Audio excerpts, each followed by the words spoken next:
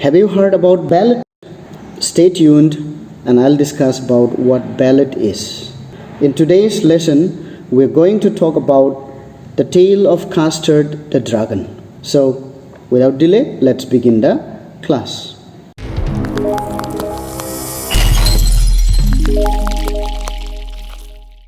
Now, talking about ballad, have you ever heard about it? No, it is not about song or music. Love song is in the genre of music. Okay, that's another form of ballad. But here in poetry, ballad means a poem that tells a story. Today's poem, The Tale of Custard the Dragon, is a story and it's written in short stanzas. So we are going to discuss about this particular poem. And as I have told you, since ballad tells us a story, in the story we have some characters.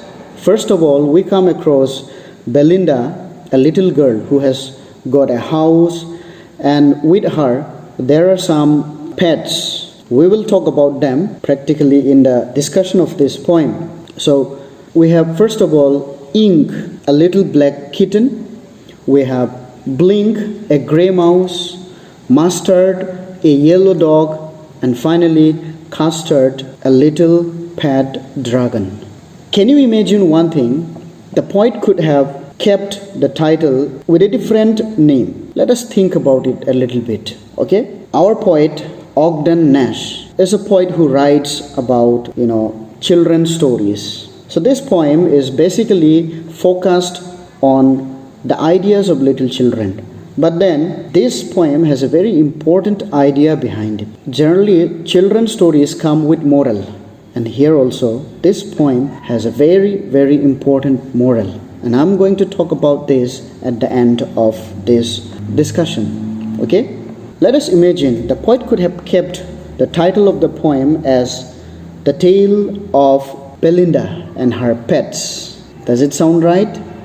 Of course, yes. Or he could have written it this way, The Tale of Mustard the Dog. You can think of or you can imagine whatever title you would like to keep for this particular poem. But today we are going to talk about the tale of Custard the dragon. Why dragon? He almost plays the most important role in this particular story. Okay? And generally, you should know about ballads. Ballads also talk about the heroism of some courageous personalities. It talks about heroism. This poem is a little bit humorous and filled with some parody, some satire or caricature of boastful characters. Okay? So let us see. The poem goes like this. Belinda lived in a little white house with a little black kitten and a little grey mouse, and a little yellow dog and a little red wagon, and a really truly little pet dragon.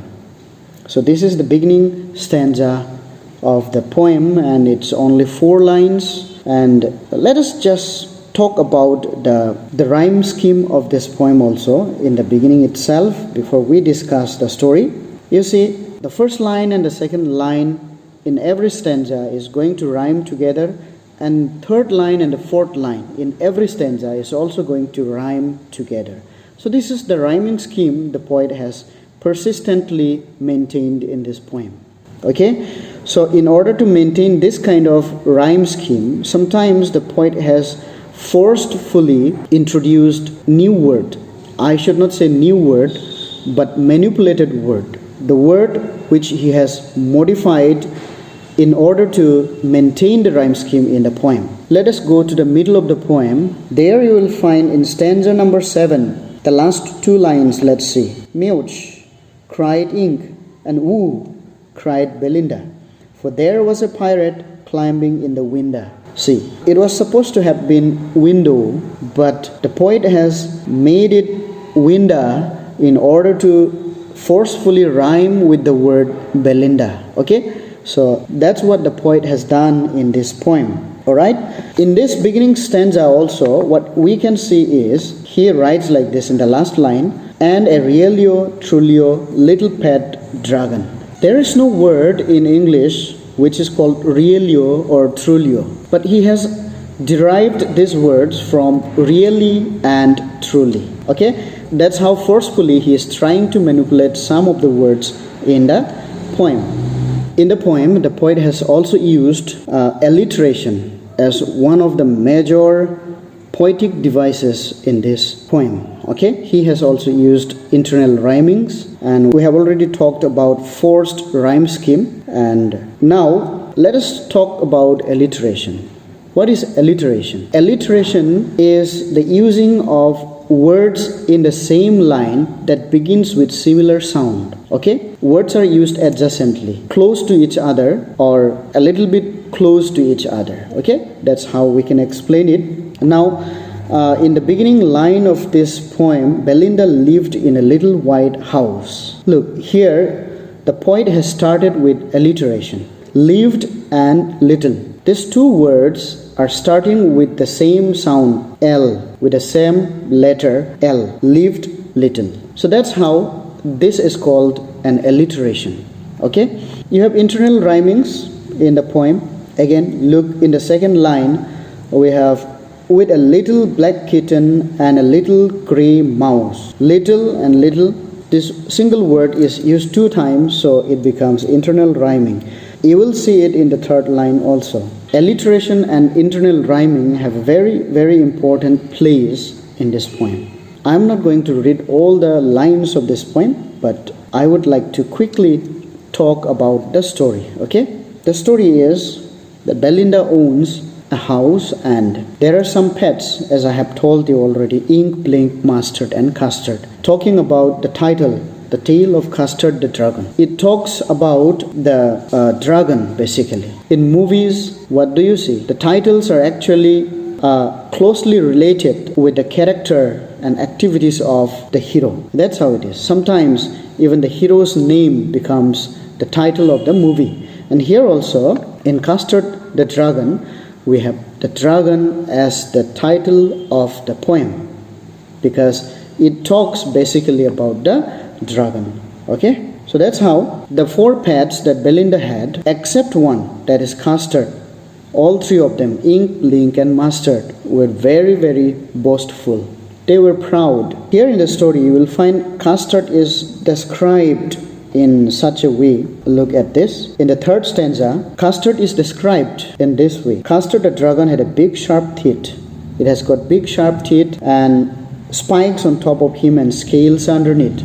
Because a dragon is generally a lizard, a reptile. What we find is there are spikes on the back of the reptiles, especially a dragon, okay, a lizard kind of animal. And then you will see scales in the whole of the body of a dragon. And then mouth like a fireplace, chimney for a nose. Because the inside part of the mouth of a dragon looks red. The poet imagines it. The poet compares it. Here simile is being used, okay, like a fireplace. When words like or as is used to compare between 2 things, then it is called simile. Okay, so mouth like a fireplace, because it is red, so it is described as if fire is burning inside. Okay, chimney for a nose, so you take breath with your nose, and then since the mouth is described a fireplace, when it takes breath or breath out, you know what happens? His nose has become black. Okay, generally the dragon has got a black nose, so that's why that's considered as chimney. Chimney is a pipe attached to a particular place where fire is being burned or cooking is done, okay, so that the smoke is emitted out through that pipe. That is called chimney. So it generally becomes black because of the sedimenting of the smoke particles in the chimney. It also says that his claws, his fingernails are like daggers, very sharp, okay. So that's how it is described about this little dragon. In the 3rd stanza, other pets are being described. Belinda, with all these pets, becomes really very proud of herself, that she feels like she is protected from all sides. Okay, that's how it is described. And in this stanza only, in the 4th stanza, we find ink and blink are also proud, like as if they are chasing a lion, running after a lion, because cat and a mouse. Because a cat and a mouse, you just imagine, you have seen Tom and Jerry cartoon movies, and just the way the cat chases after the mouse, what we find is they're running around and playing, seems like they're chasing tigers. Okay, and Mustard is really very proud fellow. When it gets angry, it is described that he becomes like a tiger. But talking about our hero, Custard always cried for a nice safe cage. Custard was cowardly fellow. I should not say he was afraid of everything, but then he was of a humble and lowly heart. He was not around boasting and saying, I am very strong, I can fight. He did not say anything about all these things. Okay? Now we just talked about Custard, that he was always crying for a nice, safe cage. He always wanted to lock himself away from his friends, from the other pets of Belinda. Why? There's a reason behind it. Belinda tickled him so much. When somebody tickles you by the neck, it will be a little bit, you feel somewhat crazy feeling, some kind of, I can't explain it. If somebody does you that, you will feel it by yourself. Now, unmercifully, Belinda tickled Custard. We see here, Belinda tickled him, she tickled him unmerciful. The poet is using unmerciful here, instead of using unmercifully, okay, which is supposed to be correct grammatically. Now, to rhyme with the word Percival in the next line, see, Ink, Blink, and Mustard, they rudely called him Percival. Percival and merciful is rhyming together. Okay, that's forcefully the poet is using unmerciful instead of using unmercifully. Now, let's see, Ink and Blink and Mustard, they called the dragon Percival. They rudely called him Percival. Now, what is that? Why Percival? Because we know Percival was a brave knight. You may know about knight. He was one of the bravest knights of the Round Table of King Arthur. We are not going to talk much about it, but since Percival was a strong knight, a brave knight, they are trying to call this fellow Percival in order to mock him. They rudely called him Percival because in their sight, according to Ink, Blink, Mustard, and Belinda, the dragon is a coward fellow. Okay, so in order to mock him, they are taking the name of a great personality. Further in the story, you will find Belinda laughing so much that even her house was shaking when she was laughing. Laughing at whom now? Laughing at Custard. And even Blink laughed at Custard, and Ink and Mustard rudely asked his age. By default, you see, if you see a dragon, it looks very old. Even if it is small, it looks very old. That's the nature of this particular animal. So for all these disturbances, mocking and tickling, Custard always wanted to stay away from them. That's why he asked for a nice safe cage. It doesn't mean that he was afraid of anything. He only wanted to stay away from them, and that is what the other pets considered him coward. Then the real situation happens here in the story. A pirate, okay? When a pirate comes, the pirate doesn't come for good things. It comes for some kind of intrusion, some kind of idea to loot the house. The pirate got 2 pistols in his hands. One pistol here, another pistol here. Okay? So he's holding 2 pistols in 2 hands. And then besides that, he was holding a dagger between his teeth, like this. Okay? He had 1 wooden leg. He doesn't look good. Okay? And he was climbing through the window and entering Belinda's house. What happened? When Mustard heard the nasty sound of the pirate coming through the window, he growled, "Oh," something like that. I may not be exact, but he growled. And then Ink cried, "Mewch." That means meow. Cats. That's the nature of cats. And Belinda cried for help. So what we see, as far as all these pets of Belinda are concerned, all of them tried to run away from the situation. It says like this: Belinda paled and she cried, "Help, help." Belinda paled. She turned pale, weak, confused, and Mustard fled with a terrified yelp. Did some, oh, afraid. We can see some kind of fear in the dog, and the dog runs away. And also think about Ink and Blink. Ink trickled down to the bottom of the house, found some safe place to hide from the pirate, and the little mouse, Blink. You know what the mouse does? Interestingly, it strategically mouse-holed itself. That means went inside the hole. At this time, what you can see, it was Custard who jumped up at this moment, snorting like an engine, clutching his tail like irons in the dungeon, making some noise when you hit the iron with something hard, some clanking sounds you will hear. So like that, when he was jumping towards the pirate, you could hear that kind of a noise. And then with a clatter and a clank and a jangling squirm, it says, when it was jumping at, some kind of metallic sounds could be heard. It says clatter and a clank and a jangling squirm. He jumped at the pirate and picked the pirate with his jaws, with his mouth, just like a bird, a robin, just as the robin would pick up an insect or a worm to eat it. Custard did the same to the pirate.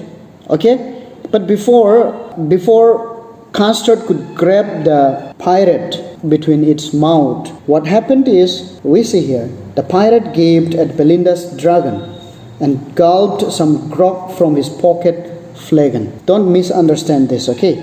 Let's assume the pirate was already holding 2 pistols in both his hands, 1 pistol in each hand. So there was no hand for him to do anything else except firing a bullet with the 2 pistols. And then the next thing is, his mouth was already occupied because he was holding a dagger between his teeth.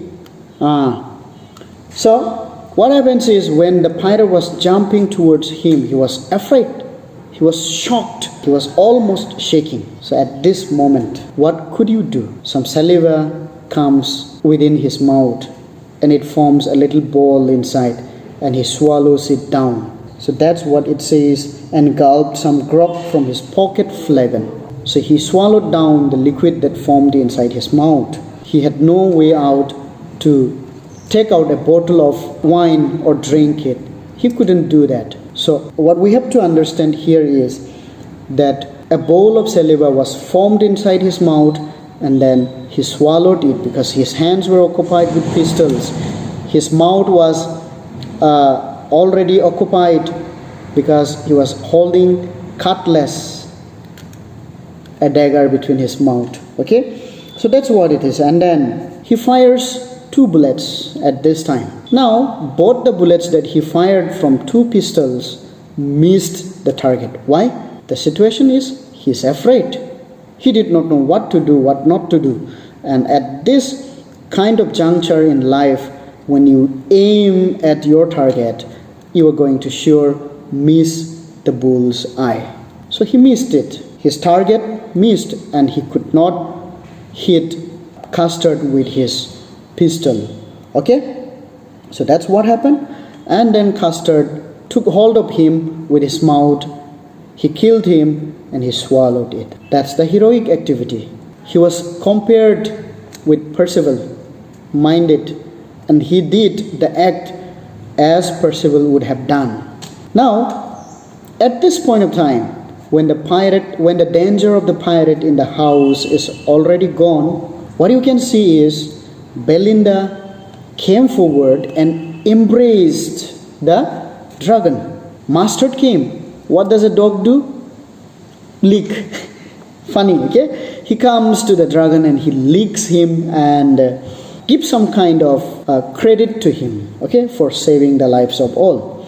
Then, Ink and Blink, they were singing and dancing and then moving round and round. It says Ink and Blink in glee did gyrate.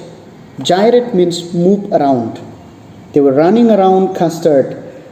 They were laughing, they were singing, dancing, probably, whatever you can imagine at this point, because they were happy. because Custard saved them from the pirate. As we see, when the celebration is over, the pride that Belinda had, the pride that Mustard had, the pride that Ink and Blink had, again came back in their mind, in their psychology. Okay? And what we can say? But presently up spoke little dog Mustard. The dog was the first one to speak. What did he say?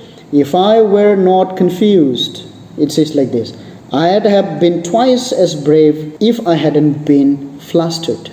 Flustered means confused. Who are you to confuse at this kind of situation? If you were a brave person, look, this is how they have shown their bravery. Mustard says, I would have been twice braver than you if I were not confused. What kind of pride is this? Proudly he said, he was the first one to see the pirate. When the pirate came, what happened? He growled, he yelped and ran away. Funny. Now look at this. Again, up spoke Ink and Blink. Ink and Blink also spoke. What they said?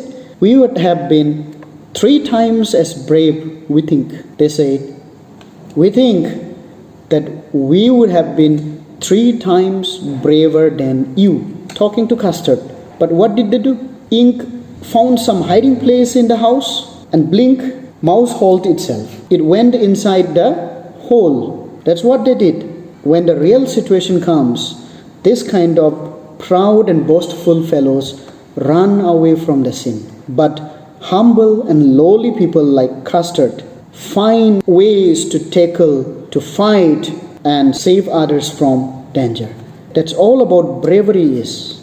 And here they all are talking about their own bravery. It is only words of their mouth, and when it comes to showing their deeds, their activities, they run away. So Custard humbly agrees at this time, saying, you all are braver than me. Look at this. And Custard said, I quite agree that everybody is braver than me. He is very humble. After his defeat of the pirate also, he is not boasting of himself. He is not talking great things about himself. This is the true spirit of bravery. As we close, the first 2 stanzas that we started in the poem comes back again with a little variation while ending the story. And still we find Custard keeps crying for a nice safe cage. That means now also Belinda, Ink, Blink and Mustard keep disturbing all the time. So for this reason, who wants to stay away from all this kind of mockeries, all kinds of teasing, all kinds of disturbances, Custard want to stay away from them in a nice safe cage. As we close this poem, one thing we need to know, the same kind of personalities we can find in the society. They are brave outside, but when they have to face the real situation, they simply run away, while people like Custard take their ground to fight against the oddities and become successful. This is called courage. This is called bravery. And so we find in the poem that the poet is trying to mock or trying to caricature, trying to tease those people who boast of their own but then cannot do anything when the real situation comes. This much today, and if you have not still subscribed my channel, please subscribe it. And especially this particular poem I have discussed is requested by one of the students to discuss it. So I have done it so, and if you want more, you can comment below, you can write to me and tell me what specifically you want, and I'll try to help you at my best. Thank you. Thank you for watching.